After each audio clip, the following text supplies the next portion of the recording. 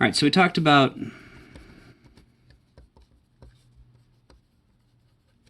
centripetal force back when we were originally introducing uniform circular motion, and we said that that centripetal force is the force towards the center of the circle.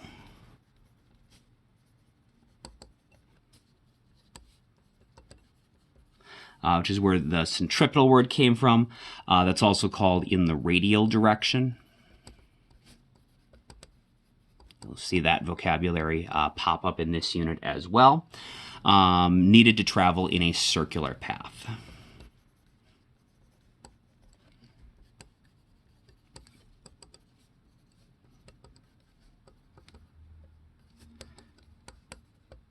And remember, that was because we need this force that is not going in the same or the opposite direction we're moving in order to cause the turning to happen.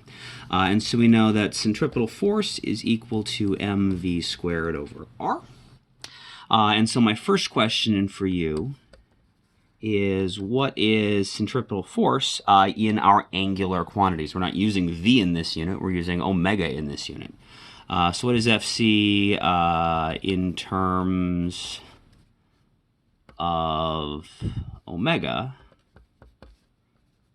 instead of v? And you can use any other quantities you need to. So like if you still need m, that's fine. But you need to get v out of here, and you need to get omega into the equation.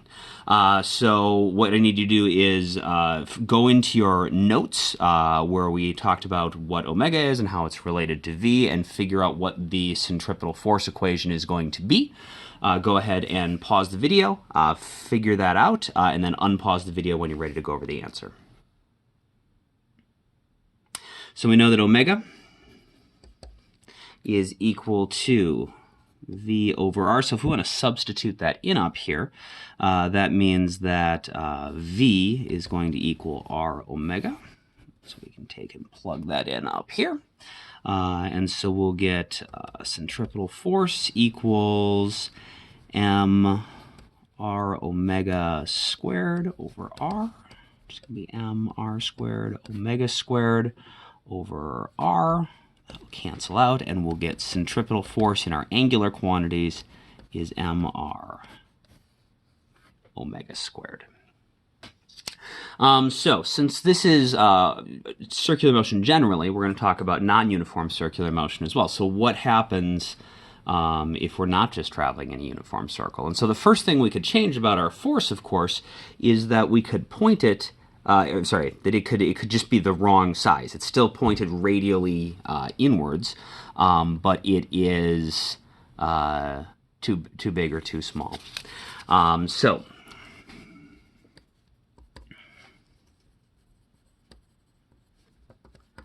what happens if the force is pointed radially inward, but is not equal to the centripetal force? So based on the mass of your object, the size of your circle, and the either linear or angular speed that you're traveling at, you have the wrong amount of force. Well, say the circular path that you either wanted to travel in or that you were traveling in looked like this, and that required a certain centripetal force, but then all of a sudden you get a really big centripetal force, or a really big radial force. So now the force that is radially inwards is bigger than your centripetal force. Well, what that's going to cause the object to do is to spiral inwards. And as it does this, the radius is changing, but you're also going to have changes in either both the linear or the angular speed, and it will eventually find a new sort of stable orbit. And so if Fr is greater than Fc, the object spirals inward.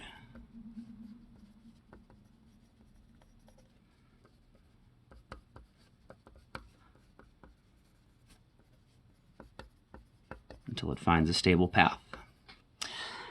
And likewise, if your centripetal force is too small,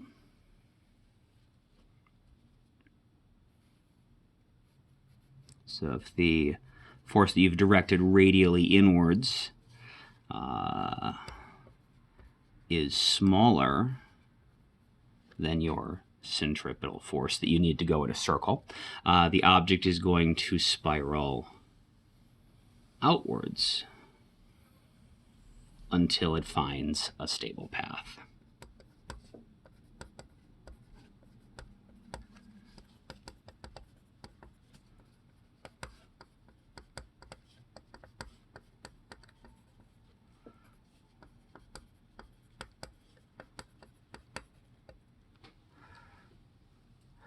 All right, then we need to look at, or we'll go to the next video.